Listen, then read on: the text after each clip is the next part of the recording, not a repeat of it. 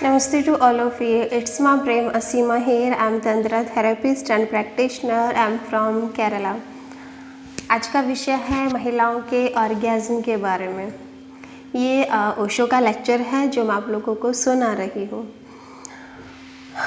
ताओ कहता है अगर व्यक्ति संभोग में उतावला ना हो, केवल गहरे विश्राम में हो, स्थिर हो गहरे विश्राम में, तो वह 1000 साल तक जिंदा रह सकता है। अगर स्त्री और पुरुष एक दूसरे के साथ गहरे विश्राम में हो, एक दूसरे में डूबे हुए हो, जल्दबाजी उनके भीतर ना हो, कोई तनाव ना हो, तो बहुत कुछ ऐसा है जो उनके भीतर घट सकता है, जो उनके व्यक्तित्व में घट सकता है। रासायनिक चीज़ें घट सकती हैं, क्योंकि उस समय दोनों के जो जीवन रसों का मिलन हो रहा होता है, दोनों की विद्युत ऊर्जा का मिलन हो रहा होता है, दोनों का जीवन ऊर्जा का मिलन हो रहा होता है। तो इस मिलन में बहुत कुछ अद्भुत घट सकता है आपके जीवन में। और केवल इस मिलन से, क्योंकि ये दोनों एक दूसरे के विपरीत ध्रुव हैं, एक पॉजिटिव है, दूसरा नेगेटिव है। ये दो विपरीत ध्रुव सिर्फ गहराइयों में मिलन से वे एक दूसरे को और ज़्यादा जीवंतता प्रदान कर सकते हैं, क्योंकि वो दोनों अपोजिट पोल हैं। एक पॉजिटिव पोल है, एक नेगेटिव पोल है। तो अगर जब भी देखो हमारे घर में जब बिजली भी आती है ना, तो वो दो नेगेटिव पोल, दो अपोजिट पोल को मिलकर बनती है। तो ऐसे ही जब स्त्री और पुरुष का मिलन होता है तो वो दोनों अपोजिट ध्रुव होते हैं। तो उनके मिलन से ऐसा अद्भुत घटना घट सकती है जिसकी हम कल्पना भी नहीं कर सकते। लेकिन ये कैसे होगा? ये तभी संभव है जब उन दोनों के भीतर स्टेबिलिटी हो, स्थिरता हो, वो दोनों विश्राम की अवस्था में हो, जल्दबाजी ना हो। वे बिना वृद्धावस्था को प्राप्त हुए बहुत लंबे समय तक जी सकते हैं, 1000 साल तक लगभग। लेकिन यह तभी जाना जा सकता है जब हम संघर्ष ना करें, हम विश्राम में हों। यह बात विरोधाभासी प्रतीत होती है। जो काम वासना से लड़ रहे होते हैं उनका वीर्य स्खलन जल्दी हो जाता है, क्योंकि तनावग्रस्त चित्त तनाव से मुक्त होने की जल्दबाजी करता है। अगर आपका जो चित्त है वो तनाव से भरा हुआ है तो आपका जो चित्त है वो रुकेगा नहीं। वो चाहेगा कि जल्दी से जल्दी स्खलन हो जाए, जल्दी से जल्दी ऊर्जा मैं बाहर फेंक दूं और मैं तनाव मुक्त हो जाऊं। नई खोजों ने कई आश्चर्यचकित करने वाले तथ्यों को उद्घाटित किया है।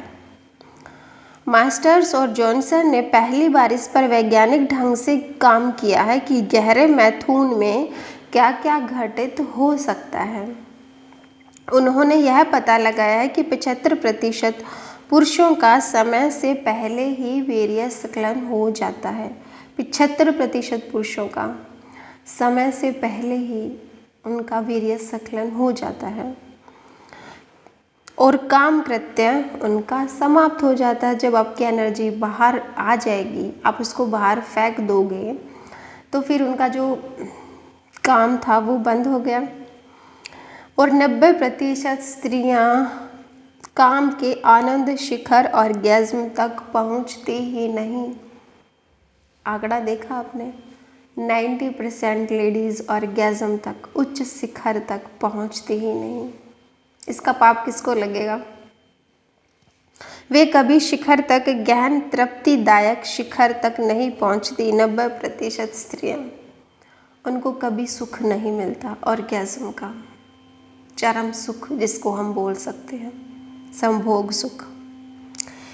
इसी कारण स्त्रियां इतनी चिड़चिड़ी और इतनी क्रोधी होती हैं, क्योंकि काम वासना हमारी बेसिक आधार है हमारा। और वो ऐसी ही रहेंगी जब तक उनको संतुष्टि नहीं मिलती, जब तक उनको सेटिस्फैक्शन नहीं मिलता, जब तक उनको ऑर्गेज़म नहीं मिलता। कोई ध्यान आसानी से उनकी सहायता नहीं कर सकता, और इसमें उनका कोई आध्यात्म या ध्यान धर्म भी उनकी मदद नहीं कर सकता। कोई दर्शन, कोई धर्म, कोई नैतिकता उसे पुरुष जिसके साथ वह रह रही है के साथ चैन से जीने में सहायक नहीं हो सकता। ना तो कोई धर्म, ना कोई किताब, ना कोई नैतिकता उसकी मदद कर सकती, ना वो पुरुष उसकी मदद कर पाता कि वो चैन से उसके साथ रह सके। और तब उनकी जो खिज है, उनका जो तनाव है वो और ज़्यादा बढ़ता जाता है और हमें पता नहीं चलता कि ऐसा क्यों हो रहा है। क्योंकि आधुनिक विज्ञान तथा प्राचीन तंत्र दोनों ही कहते हैं कि जब तक स्त्री को गहन काम तृप्ति नहीं मिलेगी वह परिवार के लिए एक समस्या ही बनी रहेगी।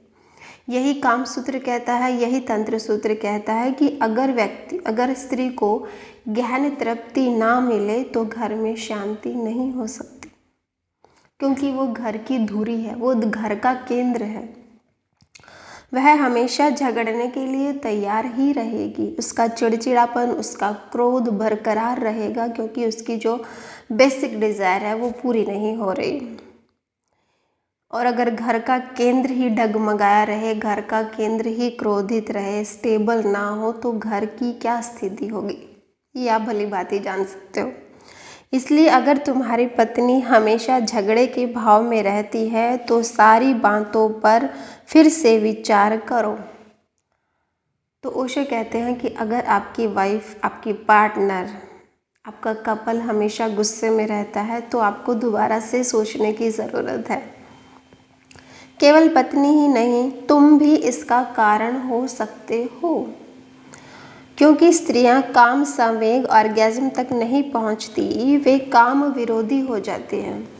सिंपल सी बात है, अगर वो ऑर्गेज्म तक नहीं पहुंचेंगी तो वो सेक्स के विरोध में खड़ी हो जाएंगी, क्योंकि उनको उनसे कुछ मिल ही नहीं रहा। और क्योंकि स्त्रियां काम संवेग ऑर्गेज्म तक नहीं पहुंचती, वे काम विरोधी हो जाती हैं। वे संभोग के लिए आसानी से तैयार नहीं होती, उनकी खुशामद करनी पड़ती है।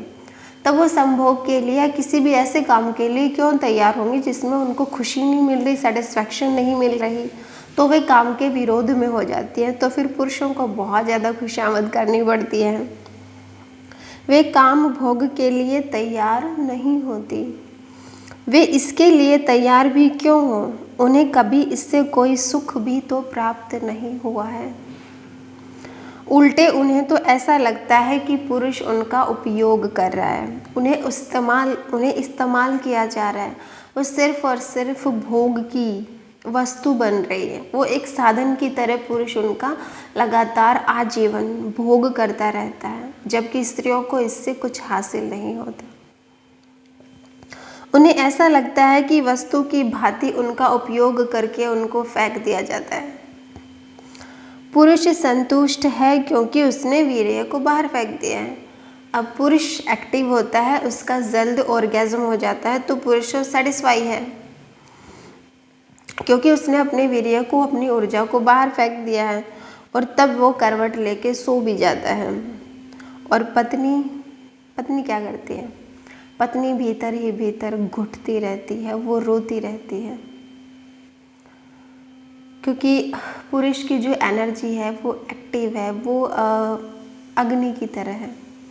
स्त्री की जो एनर्जी है वो जल की तरह है। जल धीरे धीरे ठंडा होता है, धीरे धीरे ही गर्म होता है। आप उसको गर्म करके छोड़ देते हो। आपने कभी महसूस किया कि कितना अत्याचार करते हो आप स्त्री के साथ? उसको लगता है कि उसका उपयोग किया गया है और यह प्रतीति उसे कभी किसी भी रूप में तृप्ति नहीं देती। इससे उसका पति या प्रेमी तो छुटकारा पाकर हल्का हो गया, लेकिन उसके लिए यह कोई संतोषप्रद अनुभव नहीं था। इससे वो एक ट्रॉमा की तरह, एक घाव की तरह, एक दुर्घटना की तरह लेती है। और ये दुर्घटना, ये घाव आप उसको हर दिन, हर पल देते हो, जिसका आपको आभास भी नहीं होता। 90% आंकड़ा कम नहीं होता। हालांकि 1% आंकड़ा भी नहीं होना चाहिए, क्योंकि संभोग का मतलब ही होता है समान रूप से भोग। 90% स्त्रियों को ऑर्गेज़म कभी नहीं मिलता क्योंकि वे शारीरिक संवेग के ऐसी आनंददायी शिखर पर कभी पहुंचती ही नहीं जहां उनके शरीर का एक एक तंतु सिरह उठे और एक एक कोशिका सजीव हो जाए। वे वहां तक कभी पहुंच नहीं पाते क्योंकि स्त्रियों को ऑर्गेज़म नहीं मिलता तो कभी भी उनका जो शरीर है वो जीवित नहीं हो पाता। कभी भी उनकी एक एक तंतु, एक एक कोशिका, एक एक नर्व सिस्टम, उनका एक एक अणु शरीर का कभी भी नृत्य नहीं कर पाता। और इसका कारण है समाज की काम विरोधी चित्तवृत्ति, क्योंकि हमें बचपन से सिखाया जाता है कि काम पाप है और जब उसका पुरुष, उसका पति उसके साथ ही ये काम वासना करता है तो उसके भीतर पाप की फीलिंग पैदा होती है कि इसके साथ पाप हो रहा है, दुराचार हो रहा है। और ऊपर से फिर उसका ऑर्गेज़म भी नहीं होता, आप उसको ऑर्गेज़म भी नहीं देते तो उसको संतुष्टि भी नहीं मिलती, तो फिर बात पक्की हो जाती है कि हाँ, काम कृत्य पाप है। और इसका कारण है समाज की काम विरोधी चित्रवृत्ति। संघर्ष करने वाला मन वहाँ उपस्थित होता है, इसलिए स्त्री इतनी दमित और मंद हो जाती है। और काम, हमारा जो चित्त है वो काम विरोधी है। और जब हम संभोग में होते हैं अपनी पत्नी के साथ, अपने पति के साथ, तो हमें ये लगता है कि बस जल्दी से इस काम को निपटा दो क्योंकि ये पाप है, ये गलत है। और फिर इसका परिणाम ये होता है कि स्त्री पुरुष कभी भी एक दूसरे के करीब आ ही नहीं पाते। सारा जीवन वो एक छत के नीचे रहते हैं लेकिन उनकी जो दूरियां हैं वो बरकरार रहती हैं। और पुरुष इस कृत्य को ऐसे किए चले जाता है जैसे वह कोई पाप कर रहा हो। वह स्वयं को अपराधी अनुभव करता है, वह जानता है कि इसे नहीं करना चाहिए। भले पुरुष सेक्स में उतरता है लेकिन उसको भीतर से ऐसा लगता है कि मैं किसी पाप में उतर रहा हूँ, मैं कुछ गलत काम कर रहा हूँ। तो इस सोच को लेकर अगर हम किसी भी काम में उतरते हैं तो हमें वहाँ संतुष्टि नहीं मिलेगी, उससे हमें कोई फल, पॉजिटिव रिजल्ट नहीं निकलेगा। और जब वह अपनी पत्नी या प्रेमिका से संभोग करता है तो वह उस समय किसी महात्मा के बारे में सोच रहा होता है। कहने का अर्थ ये है कि जब वो अपनी पत्नी या प्रेमिका के साथ संभोग में उतर रहा होता है तो उसे लगता है कि जैसे हमारे धर्मगुरु बताते हैं कि काम बुरा है, तो उसके दिमाग में उस समय महात्मा चल रहा होता है कोई। कैसे किसी महात्मा के पास जाऊं और किस तरह काम वासना से, इस अपराध से, इस पाप से मैं पार हो जाऊं। भले पुरुष भी काम वासना में उतरता है लेकिन उसकी गहरी इच्छा यही होती है कि कैसे मैं इस काम वासना से मुक्त हो जाऊं क्योंकि ये पाप है, क्योंकि ये अपराध है। तो इस भाव से आप किसी भी काम में उतरोगे तो उसका परिणाम क्या होगा। अगर इस भाव से दो स्त्री और पुरुष संभोग कर रहे हैं तो उनसे जो संतान पैदा होगी वो कैसी होगी, आप सोच सकते हो। समाज अगर बीमारों का है तो वो इसी कारण है।